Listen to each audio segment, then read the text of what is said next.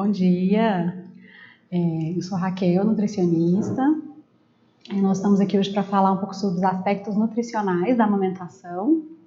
Então, quando a gente fala de aspectos nutricionais da amamentação, dá para a gente falar tanto da questão da composição do leite materno, quanto também da nutrição materna. Então, essa aula de hoje a gente vai focar mais na questão da alimentação da mãe, tá? Então, para quem não me conhece ainda, eu sou graduada aqui pela Universidade Federal de Goiás, fiz residência lá em Brasília, na Secretaria de Saúde do Distrito Federal. Sou mestre em ensino aqui pela Faculdade de Medicina da UFG. E sou consultora internacional em amamentação. Tenho uma certificação que é internacional, porque essa profissão ainda não é reconhecida aqui no Brasil. Sou nutricionista, servidora pública lá do Distrito Federal, trabalho num banco de leite lá e atualmente eu estou em licença para acompanhar a cônjuge, só aqui em Goiânia. E aí, o que eu queria trazer para vocês sobre a nutrição na lactação. Então, quais são os fatores que realmente influenciam no volume de leite produzido? Então, são algumas perguntas. A gente, muitas vezes, como profissional de saúde, recebe essa pergunta, Então, o que eu como para aumentar meu leite? Então, aqui nós vamos refletir um pouquinho sobre quais são realmente esses fatores que influenciam no volume de leite produzido. A outra reflexão. Quais são os fatores nutricionais maternos que influenciam na composição do leite humano? Então, a composição do leite humano, ela muda de acordo com a dieta da mãe? Então, como é que essa alimentação da mãe, ela influencia na composição do leite materno?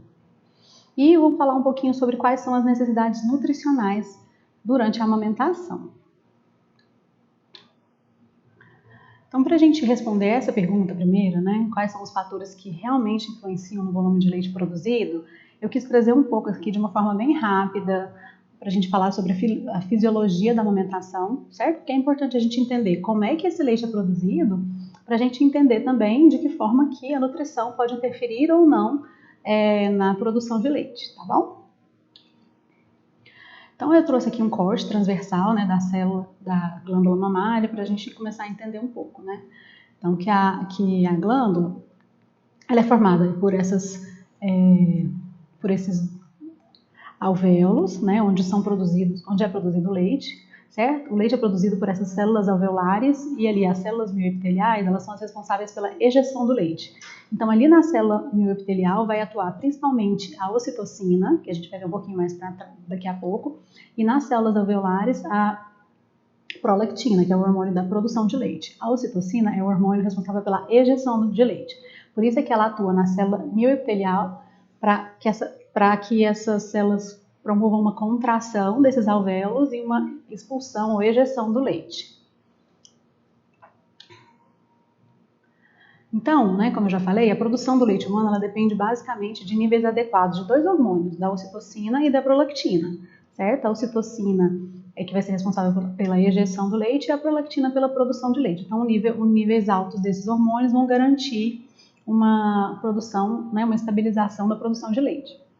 Como é que a gente garante esses níveis mais altos? É que nós vamos conversar daqui a pouco.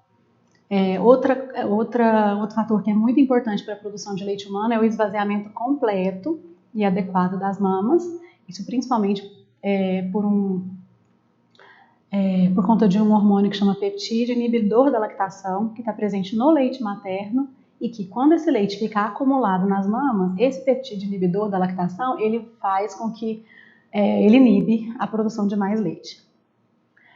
E a outra evento que é importante também na produção do leite humano é a redução brusca dos hormônios contrarreguladores placentários, que acontece quando nós temos a saída da placenta, quer dizer, nasce o neném, nasce a placenta, então essa placenta sai, e esses hormônios que eram contrarreguladores da ocitocina e da prolactina, que eram a progesterona e o estrogênio placentários, eles caem e com isso os níveis de ocitocina e prolactina aumentam muito rápido.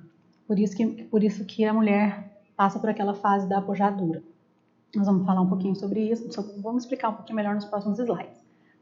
Então, a preparação para a amamentação ela acontece durante a gravidez. né? Então, só o fato da mulher ficar grávida, ela já se prepara para amamentar, né? Então, a própria gravidez, os hormônios da gravidez, que promovem essa preparação para a amamentação.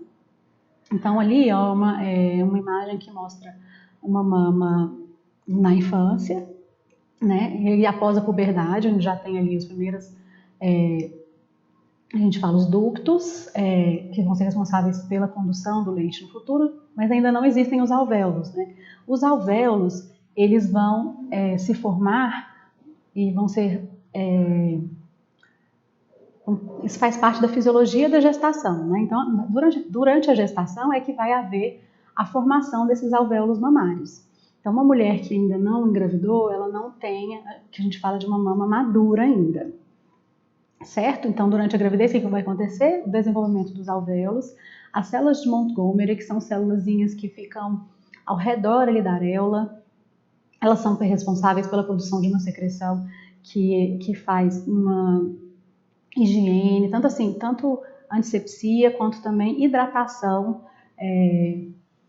da areola, né? Por isso que a gente sempre explica que não precisa de lavar a mama com sabão entre uma mamada e a outra, e então não precisa de tem outra recomendação que eu não lembro, mas se é água boricada, que acho que era isso, água boricada que muitas vezes pedem para as mães passarem na mama, não tem necessidade, porque quando você faz isso, você tira a proteção dessas células de Montgomery. Então, elas vão se desenvolver e vão ficar mais hipertrofiadas durante a gestação. A pele também ela fica mais fina da mama, tanto que a gente observa que acontece também uma neogênese, que é um número maior de vasos e uma dilatação desses vasos. E muitas vezes isso já é observado durante a gestação na mulher, né? Então, a pele mais fininha e um número maior de vasos, a gente consegue, às vezes, dependendo da cor da pele da mulher, até enxergar as veias. Acontece também esse escurecimento da areola. Então, como eu já falei, né, um aumento da rede venosa, arterial e de inervação também, né, vai ser importante essa inervação maior da mama, que é para que, pelo toque do bebê ali, durante a amamentação, aconteça essa transmissão, né, essa sensibilidade maior para a produção também de leite. E como é que acontece, né, essa fisiologia? Essa imagem é bem simples, a gente usa inclusive para explicar para as mães como que é feita como que é a produção de leite, tá? Uma imagem da Organização Mundial da Saúde. A prolactina, através da sucção do bebê, né, vem esses impulsos sensoriais no mamilo que vão aumentar os níveis de prolactina, né, ela é produzida na hipófise, e aí vai começar a secreção, né? Os níveis de prolactina vão ficar mais altos no sangue e começa a produzir o leite para a próxima mamada. A prolactina ela é um hormônio que tem pico de secreção noturno e ela tem essa função também de inibir a ovulação. Então, enquanto o bebê mama mais do que 6 vezes, não faz intervalo maior do que 6 horas no dia, mama em livre demanda, não começou a comer ainda, existe uma inibição da ovulação, uma chance pequena dessa mulher engravidar. Mas a gente não recomenda como técnica de prevenção, né, contra a gravidez. A ocitocina, né, então é da mesma forma, né, o estímulo do bebê sugando, que manda esses estímulos sensoriais também para a hipófise, e aí vai ter um nível maior de ocitocina no sangue, né, e é isso, né, a ocitocina ela faz aquela contração do útero ali nos primeiros dias e a ejeção do leite, né, que faz o leite descer. Então, esse reflexo da ocitocina, a gente percebe a presença dele quando muitas vezes a mulher tem sede, que eu acho que é a próxima aqui. Não vou falar primeiro desse aqui. Então, o que promove esse reflexo da ocitocina? É pensar no bebê com carinho, olhar para o bebê, ouvir o som do bebê, o bebê mamando, ajudam no reflexo da ocitocina. Como é que você sabe que ele está ativo? Muitas vezes quando a mulher sente o leite descendo na outra mama, enquanto o bebê mama em uma, ela sente uma sede repentina, ela sente às vezes um formigamento na mama, uma sensação que elas descrevem como se fosse um raio. Todas essas são sintomas de que esse reflexo está ativo. A preocupação, o estresse, a dúvida, a dor, elas inibem o reflexo da ocitocina. Então, muitas vezes, quando a mulher fala, meu leite secou porque eu passei por um estresse muito grande, muitas vezes não é por esse estresse, tem outras razões envolvidas, porque o estresse, ela vai fazer o quê? Ela vai inibir o reflexo ali momentaneamente, mas a partir do momento em que diminui, ou ela recebe uma massagem, ou ela toma um banho quente e diminui aquele estresse, o leite é liberado. E aí, como eu já tinha falado, né, do inibidor da lactação, é um peptídeo que, se o peito permanece cheio de leite, essa secreção ela começa a ser interrompida. Então é como um efeito protetor da mama, né, contra o excesso da produção de leite. Então por isso é que ela precisa também ser esvaziada para poder manter a produção de leite continuamente. Então, como eu já falei, né, sinais ou sintomas de reflexo ativo são as contrações uterinas, sede repentina, vazamento de leite, essas sensações de fisgada, e uma outra é aquela sucção mais lenta e mais profunda do bebê, seguidas da deglutição. Quando ele faz gup, gup, gup, normalmente é o momento em que esse reflexo de ocitocina está ativo. O bebê vai fazer essa deglutição lenta e profunda ao longo de toda a mamada? Não. Tá? Então é um período da mamada em que esse reflexo está mais ativo, é que ele mama dessa forma. E aí, para a gente garantir, né, que tudo isso aconteça, esvaziamento correto, produção de leite mediada pela prolactina e ejeção de leite pela ocitocina, o que a gente precisa garantir? É uma pega correta, né? Essa imagem vocês já viram várias vezes, então só para trazer que a importância, né? O mais importante que a gente tem para garantir a produção adequada de leite é a pega correta.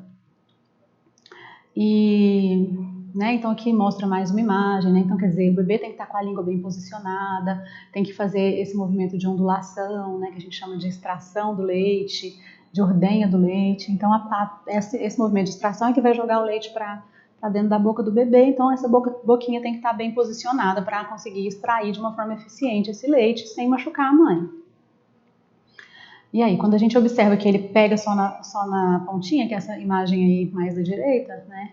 Esse tipo de pega pode causar feridas na mama e não vai permitir que o bebê extraia o leite de uma forma adequada. Então, lembrando que a pega é assimétrica, tá certo? Tem que ter mais areola aparecendo acima da boquinha do bebê do que abaixo da boquinha do bebê. Então, ele pega como se fosse mais para baixo. A gente pode olhar nessa primeira imagem aí, que essa pega ela é assimétrica. Que muitas vezes a gente fala, tem que pegar Exatamente, é uma pergunta ali, bico rachado, pega incorreta? Com certeza, tá?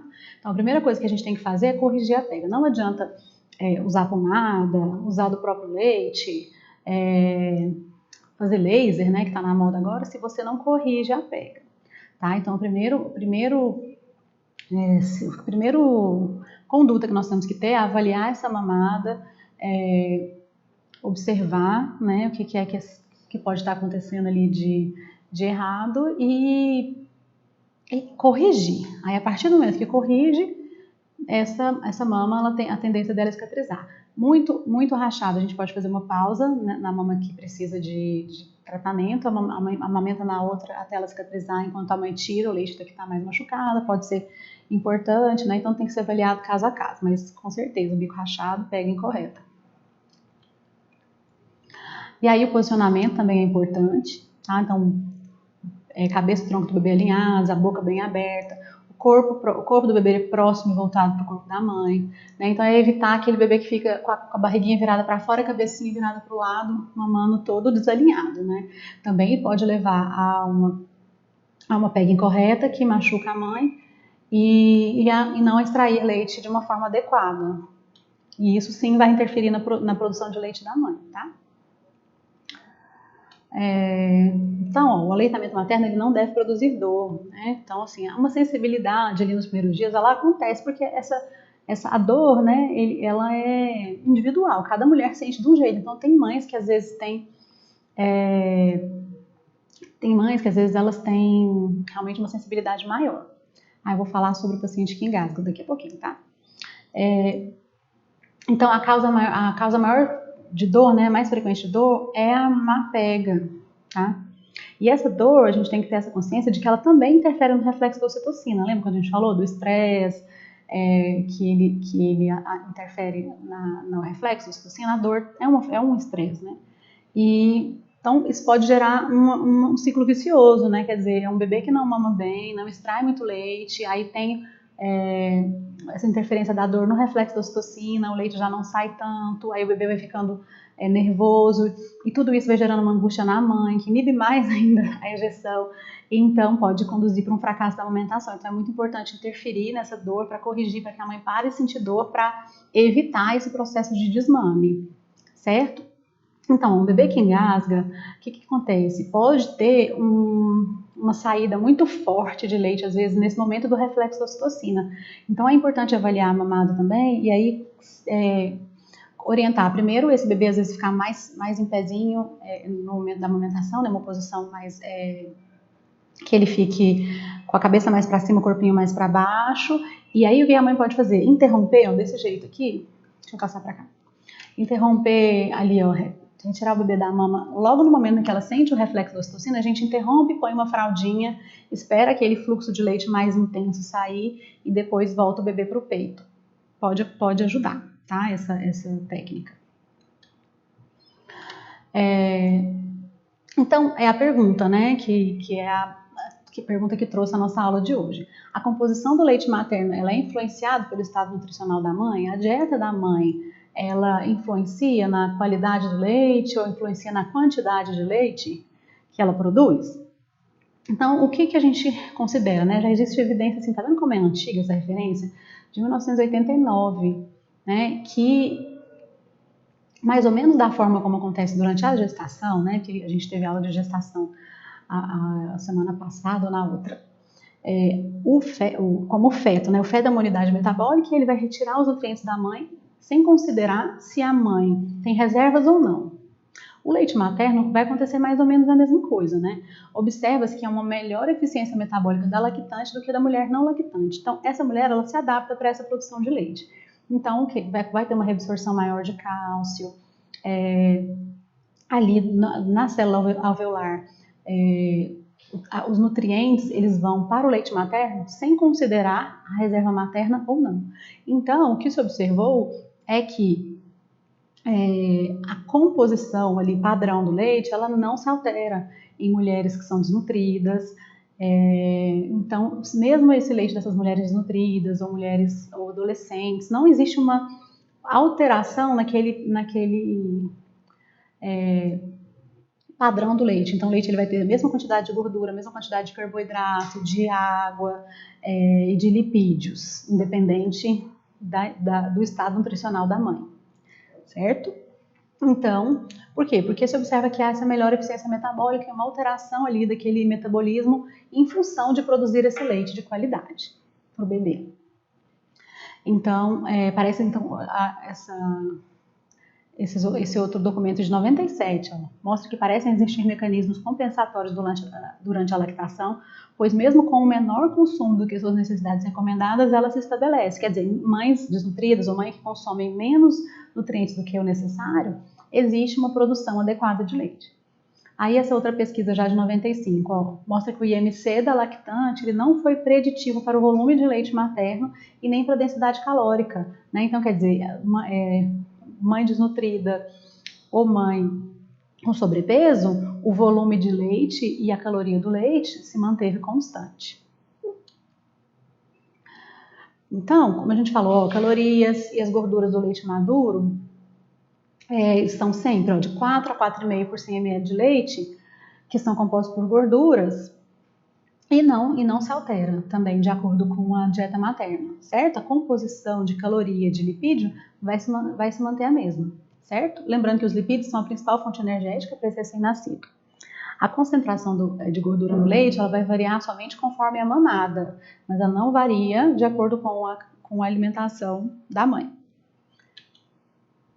Agora, em relação à composição da gordura, independente da faixa etária, do nível socioeconômico, da paridade, quer dizer, do número de filhos que ela tem, do estado nutricional, da idade gestacional, o leite materno ele não sofre alterações significativas e ele tem condições de prover um crescimento ótimo nos lactentes.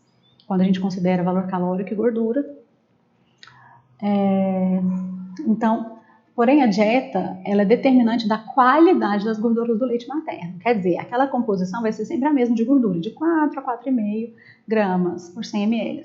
Mas a gente consegue mudar a qualidade dessas gorduras no leite. E como é que nós podemos melhorar essa composição das gorduras no leite por meio da amamentação? Isso aí, por meio da alimentação da mãe. Então, quando a gente consegue melhorar o perfil lipídico dessa dieta materna, o que é isso, melhorar o perfil lipídico? Vou explicar um pouquinho mais pra frente, que é que essa mulher tem um consumo menor de gorduras saturadas, um consumo maior de poliinsaturados, de ômega 3, você consegue sim melhorar a qualidade da gordura do leite humano. Outra recomendação que é importantíssima é que ela, na verdade, a nossa necessidade de gordura trans é zero, né? Então, o ideal é que o consumo de gordura trans durante a lactação fosse zero também, certo? Então, assim, contraindicar o consumo desse tipo de gordura durante a lactação, certo? Porque aí sim, se você consome gordura trans, pode ter esse tipo de gordura no leite materno. E a nossa necessidade, a recomendação é que não exista esse tipo de gordura na dieta. E aí, os principais alimentos que contribuem para o aumento da gordura trans no leite materno, quais são? São os produtos de pastelaria e os pães, esses que são industrializados, né? Que são, a gente fala, ultraprocessados, certo? A bolacha também, os fast foods, a margarina e a gordura vegetal, aquela gordura vegetal hidrogenada, certo? Então, esses alimentos, eles são contraindicados durante a lactação. E aí, o que a gente pode fazer para melhorar, né? Então, aumentar o consumo das fontes de gorduras de boa qualidade, como, por exemplo, a linhaça, tá vendo? Esse estudo mostrou que o consumo de linhaça aumentou o ômega 3, aí o consumo de sardinha, então os peixes também, o consumo de sardinha melhorou o consumo de ômega 3. E aí a gente pode considerar também o uso de uma suplementação, né? Então, um suplemento de ômega 3 ao longo da lactação, para melhorar a qualidade desse óleo no leite materno. E a gente sabe que ele é responsável pela mielinização do cérebro, então ele é uma gordura muito importante para o desenvolvimento da criança. Agora, em relação aos carboidratos. O que as pesquisas observam?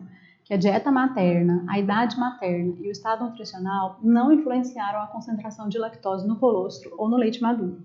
Então, quer dizer, baixa ingestão de carboidratos não vai influenciar na produção de leite e na quantidade de carboidratos que está presente no leite.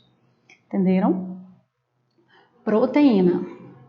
A idade materna, o estado nutricional da mãe não promoveram diferença significativa nas imunoglobulinas, nas proteínas totais, nem na albumina do colostro. Ou seja, a dieta materna, né, não influencia a quantidade de proteína e nem a qualidade de proteína que existe no leite humano. Então, independente da dieta, a quantidade de proteínas vai ser adequada e suficiente para promover uma saúde ótima, adequada daquele bebê.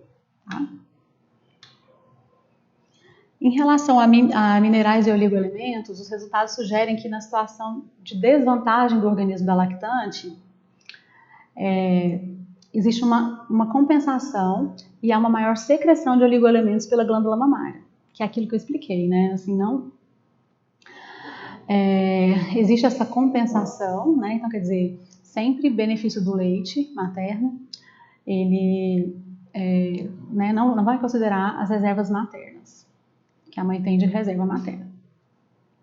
Então, a glândula mamária, ela parece ter mecanismos específicos de secreção e absorção para regular a concentração de ferro, cobre e zinco, além de controlar homeostaticamente a concentração desses elementos essenciais. Então, essa quantidade de ferro, cobre e zinco vai se manter constante também no leite materno, certo? Então, a desnutrição, o estágio da lactação, isso é importante também, porque tem muita gente que fala, né, ainda tem leite, né? Pergunta para a mulher que amamenta o bebê que tem mais de 1 ano, né? Então é bem difícil, principalmente aqui na cultura aqui da nossa cidade. É mal vista muitas vezes a amamentação da criança grande, né? Justamente por isso, né? Perguntando se esse leite ainda nutre, né? Então pode-se observar aqui que a concentração de minerais de carboidratos, de gorduras, ela é independente do estágio da lactação. Na verdade, existem algumas pesquisas que estão comprovando, inclusive, que a concentração de gordura ela vai aumentando quando se aumenta o estágio de lactação. Quer dizer, uma criança maior, né, uma duração mais prolongada da lactação, ela pode, inclusive, esse leite pode, inclusive, ter uma concentração um pouco maior de gordura, certo? Mas aqui a gente está falando de cobre, ferro e zinco, de minerais, então o estágio da lactação não interferiu na quantidade desses micronutrientes no leite materno. Nem mesmo a desnutrição, nem a idade materna, nem a duração da gravidez, quer dizer, para bebê prematuro ou a termo, ou infecções maternas, ou variações da dieta materna, não afetaram a concentração de ferro e cobre no leite humano. Agora, em relação às vitaminas, aí sim, né, o conteúdo das vitaminas hidrossolúveis no leite materno ele pode refletir a ingestão da mãe, mas são raríssimos os casos de deficiência. Né, que assim, quer dizer, você encontra uma criança com deficiência porque a mãe dela tem uma deficiência de vitamina hidrossolúvel. Então, com exceção da concentração de vitamina D no leite humano, que ela realmente é baixa, né, por isso que a gente orienta a suplementação, ou que a criança tome o sol, né, para aumentar aquela produção de vitamina D. Agora, claro, deve ter cuidados especiais em áreas onde há uma hipovitaminose endêmica, né? Então, se é uma área endêmica de hipovitaminose, é importante que seja feita uma suplementação, né? Um acompanhamento mais individualizado. Nas mulheres que usam anticoncepcionais orais, elas podem ter níveis diminuídos de vitamina B6 no leite humano, certo? Então, é por isso que é importante ter uma alimentação balanceada e usar polivitamínicos. Certo? Então aqui sim a gente viu que em relação à concentração de vitaminas, a gente pode sim ajudar aquela mulher a ter uma alimentação mais saudável para ter uma concentração de vitaminas mais adequada, certo? Agora é um assunto polêmico, né? Nós vamos falar da água. Então o que é importante a gente saber? O leite materno ele apresenta uma composição em torno de 87,5% de água, certo? E aí me fala, a concentração de água no leite vai mudar de acordo com a ingestão de água da mãe?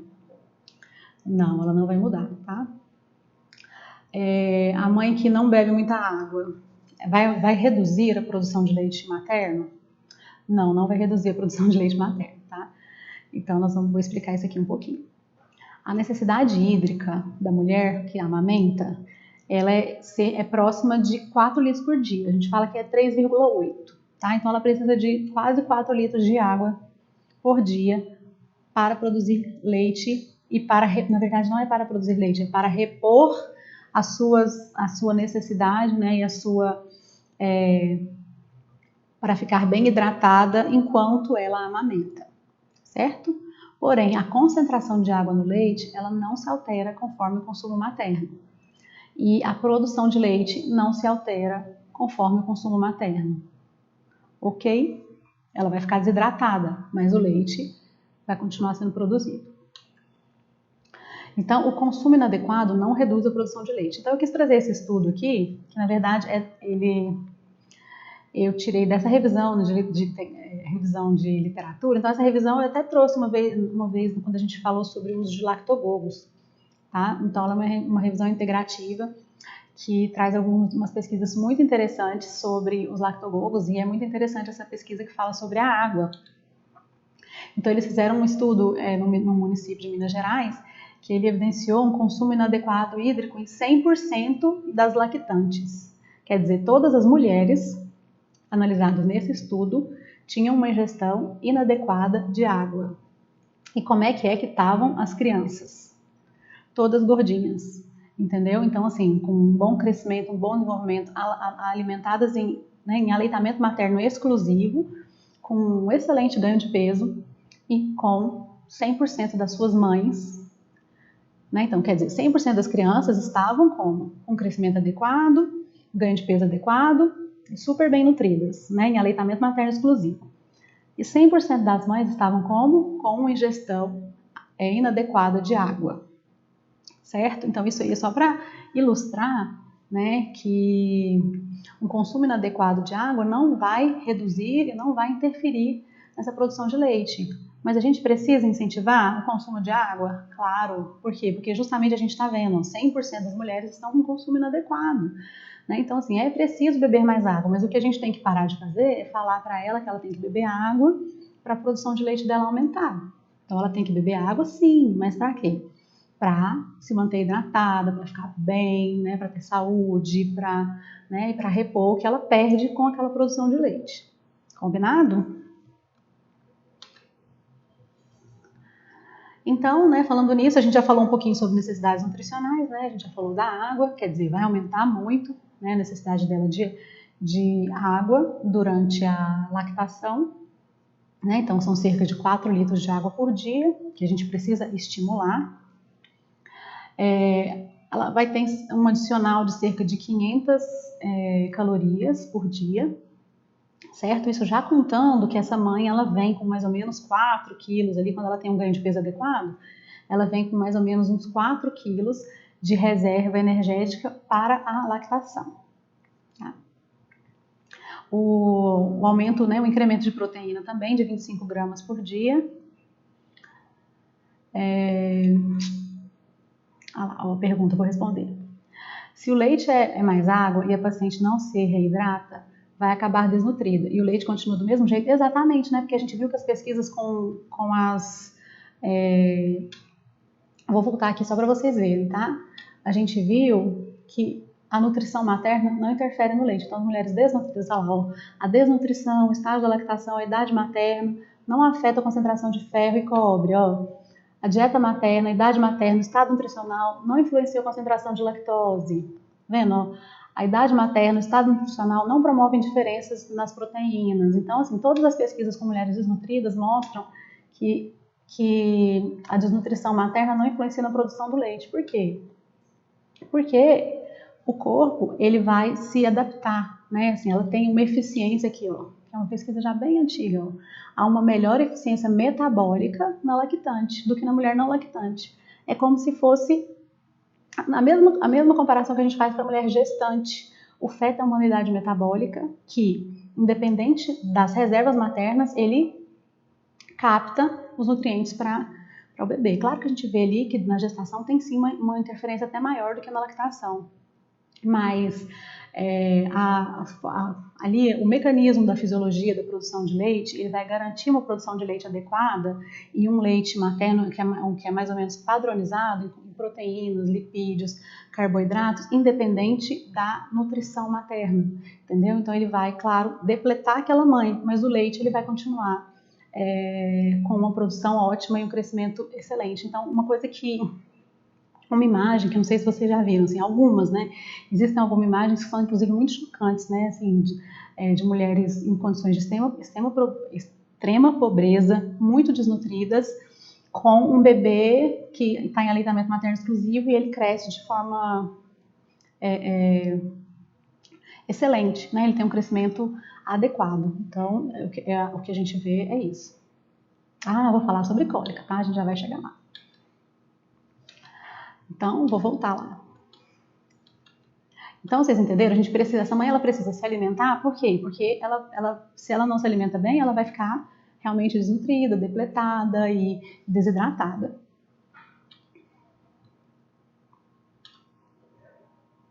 Acho que é isso. Então, o que ela precisa? Então, ela precisa de 4 litros de água, de 500 de energia, né, 500 calorias adicionais, uma média, né? Claro que quando a gente individualiza, a gente pode muitas vezes prescrever até menos do que isso.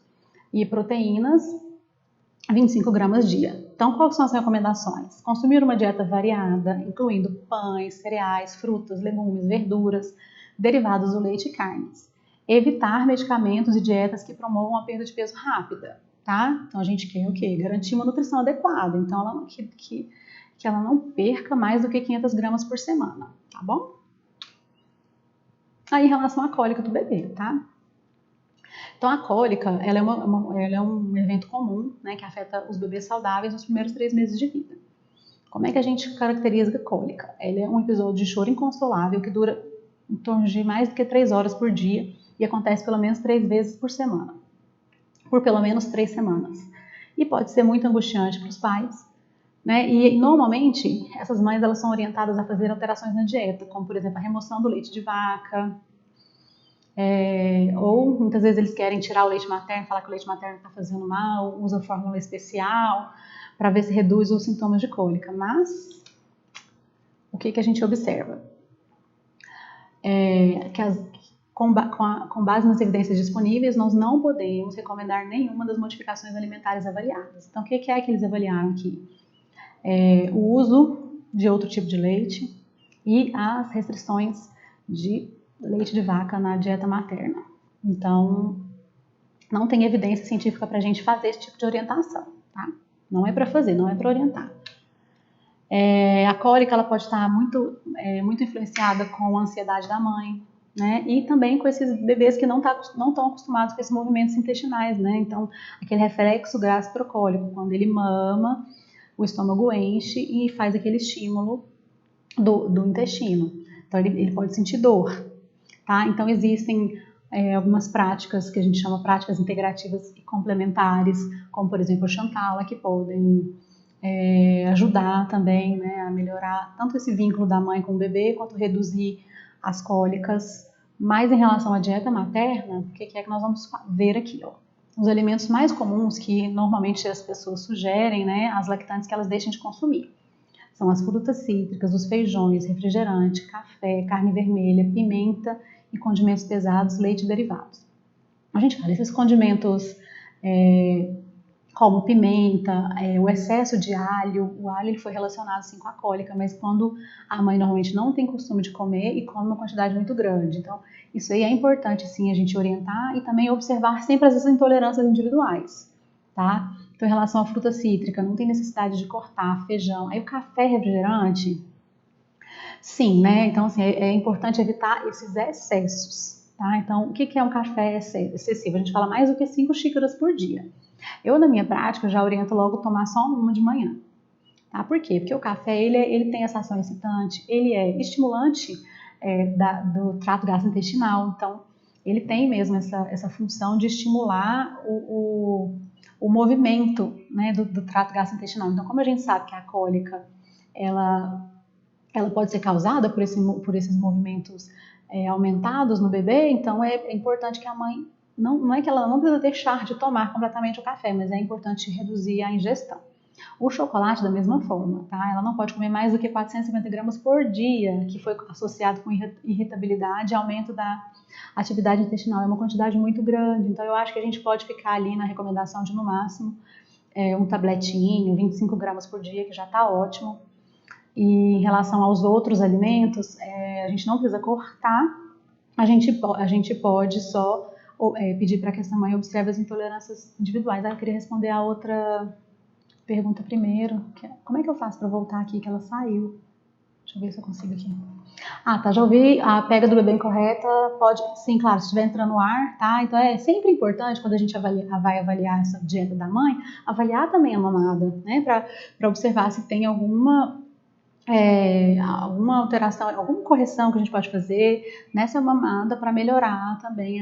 Porque às vezes o bebê chora, fala que é de cólica, mas pode estar relacionado com uma baixa ingesta, pode estar relacionado com, às vezes, até o uso de chupeta, né? Então, um bebê que usa chupeta, quando vai para o peito, chora, né? Abre a boca e chora, isso é um sinal de confusão de bicos também, né? Então, isso é tudo a gente tem que analisar não só a dieta da mãe, mas dieta da mãe mais mamada, né? Então, é muito importante fazer essa avaliação conjunta. Eu vou ler essa outra. Então, eu li um artigo de pediatria que diz que o leite materno é tão bom e que quase totalmente absorvido, por isso o bebê fica vários dias sem evacuar. O que tem a dizer sobre isso? Realmente, assim, eu acho que quando o bebê fica sem evacuar, a gente sempre vai ligar um alerta, tá? Eu não acho que é interessante falar assim, e é normal, tá? Esse bebê ele pode ficar até 10 dias sem evacuar, mas é sempre importante a gente observar, né, que eu falo, ligar o alerta amarelo ali de atenção e observar se tem um ganho de peso adequado, né? Então, um bebê que ganha peso adequadamente, você observa a mamada, tá tudo bem. Um bebê que tá calmo, um bebê que tá bem, ele pode ficar até 10 dias sem evacuar, pela literatura. Mas é importante a gente observar esses outros fatores, né? Então, esse bebê como que veio o ganho de peso desse bebê, como que esse bebê está ficando durante o dia, tá? Porque a falta de, a queda, né, no número de evacuações pode estar associado também com uma baixa ingesta, né? Então, para evitar esse tipo de confusão, é importante que a gente avalie também isso, o bebê como um todo, tá? Não só esse evento, né, ficar sem evacuar de uma forma isolada, tá bom?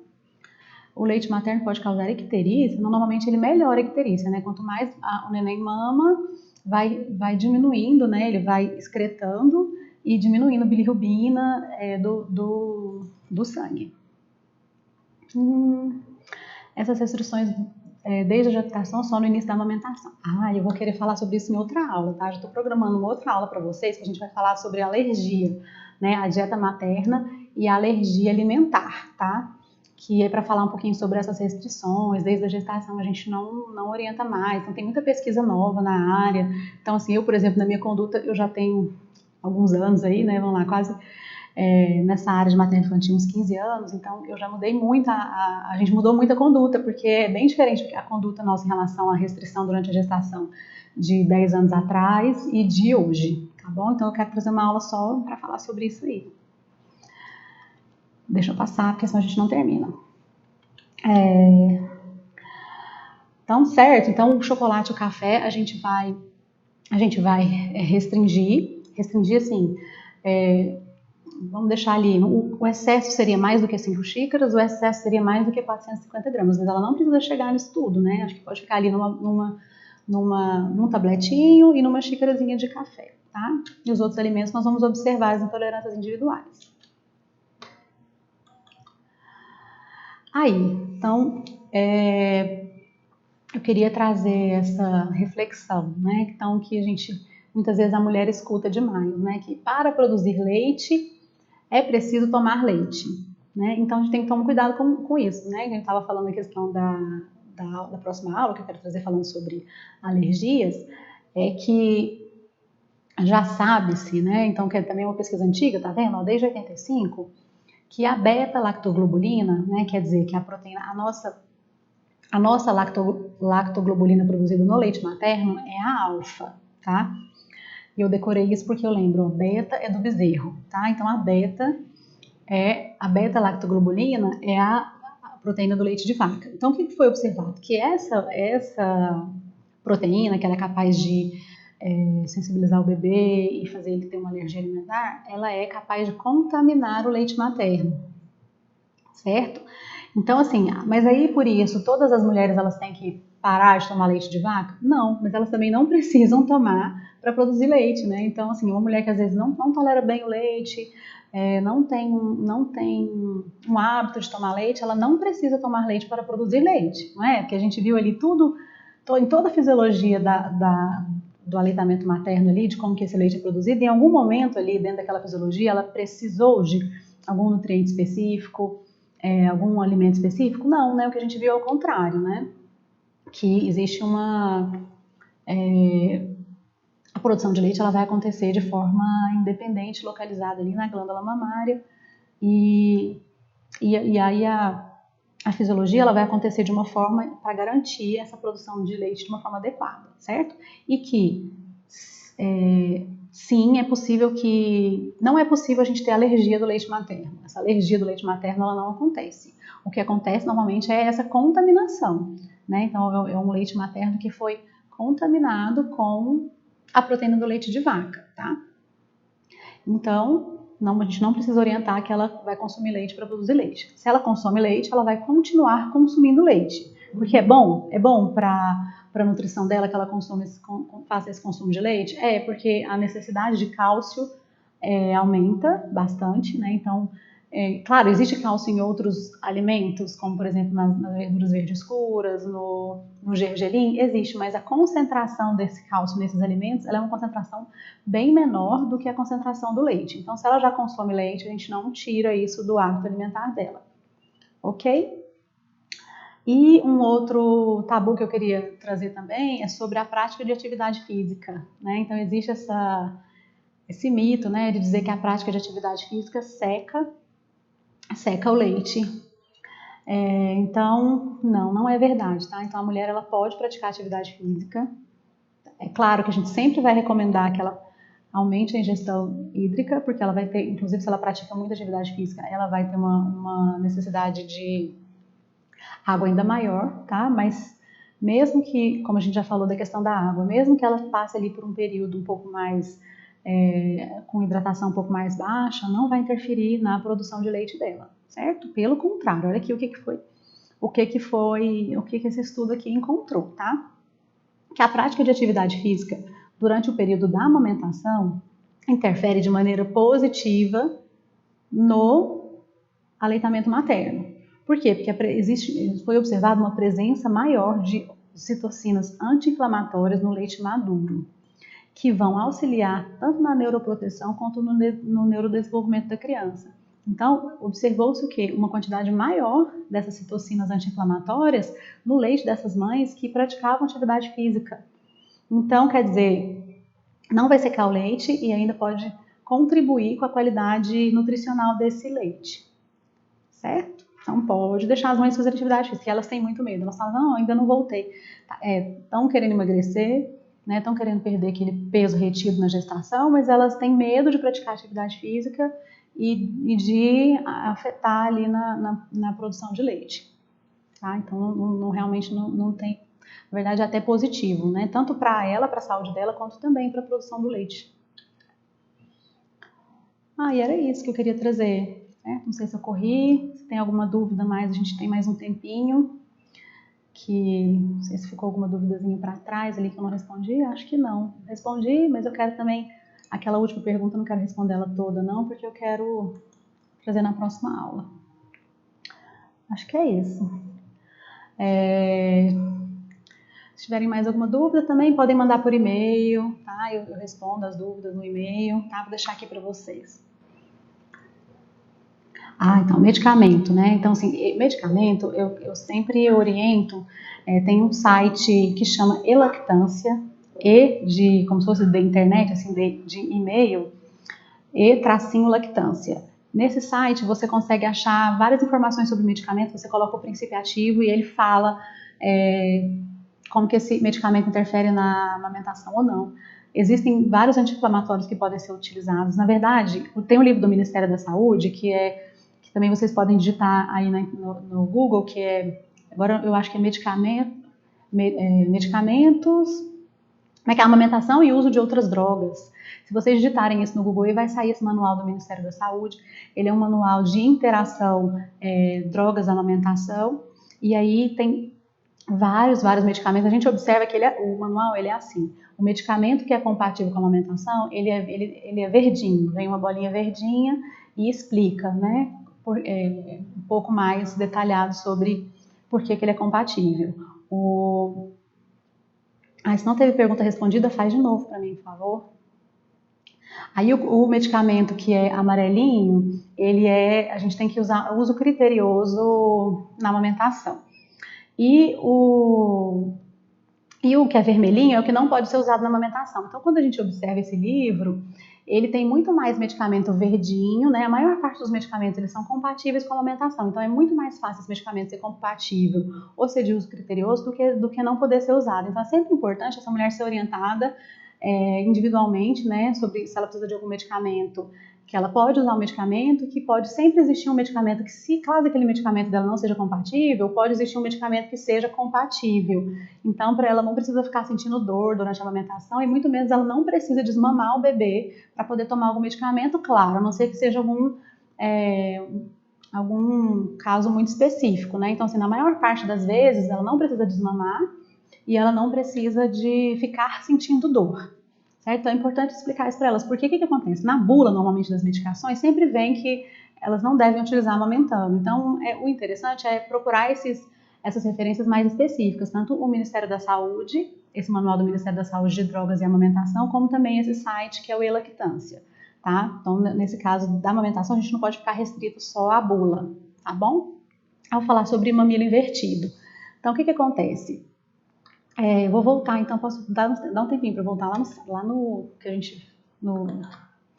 slide que a gente fala sobre PEG. Eu quero mostrar para vocês uma questão de mamilo invertido.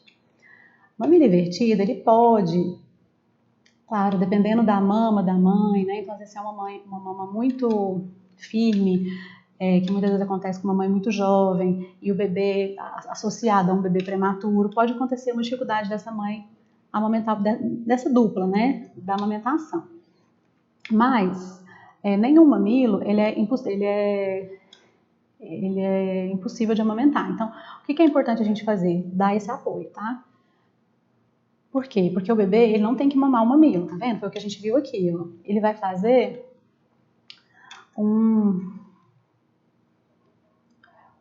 a própria mama vai formar um bico, tá vendo? E é esse bico que o bebê vai mamar.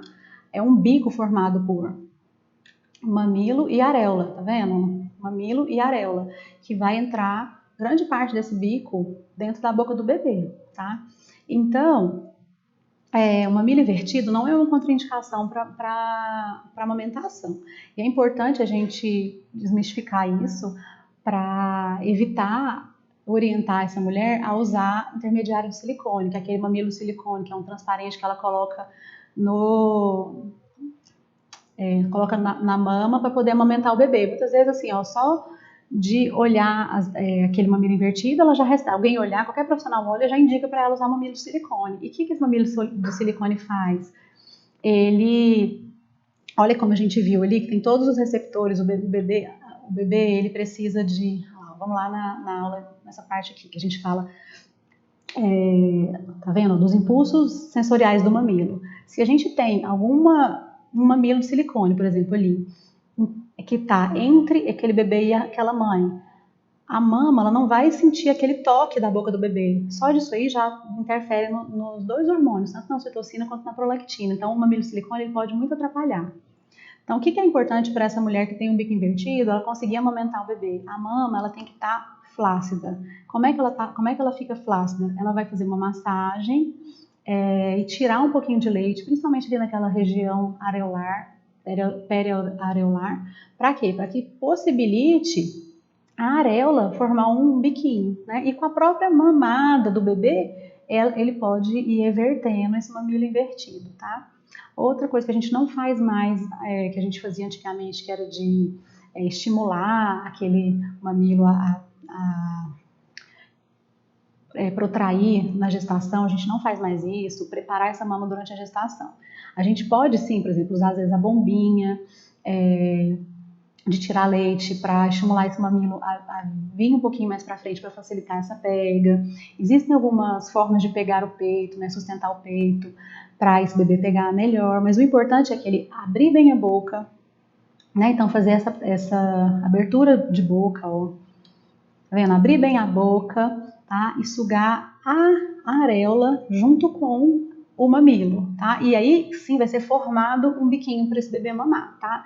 Tá com dificuldade, o bebê já nasceu, tá com dificuldade, não tá conseguindo dar esse apoio, é importante fazer esse encaminhamento desse bebê para uma... é ótimo, obrigada, aí o site do Lactância. É importante fazer o encaminhamento, entendeu? O que a gente não pode fazer é indicar o intermediário de silicone e abandonar aquela dupla lá. Então, eu não recomendo indicar intermediário de silicone, mas eu recomendo que caso você não consiga ajudar, esse bebê não está conseguindo pegar, que ele seja, que a mãe, primeira coisa, ela vai ser orientada a extrair o leite, oferecer o próprio leite no copinho e encaminhada para uma ajuda especializada, né? Um banco de leite, um profissional capacitado. Certo? Então eu queria agradecer de novo vocês, tá? Pela presença, pelas perguntas. É muito bom pergunta porque ilustra muito a aula, fica bem melhor, né? Então eu queria agradecer vocês e vou deixar aqui o e-mail, deixa eu ver se estou conseguindo chegar lá. Vou deixar o e-mail e meus contatos aqui também, se quiser mandar dúvida pelo e-mail, tá bom? É lá o raquelbastos@gmail.com, nutriraquelbastos@gmail.com, tá bom? Obrigada, até mais.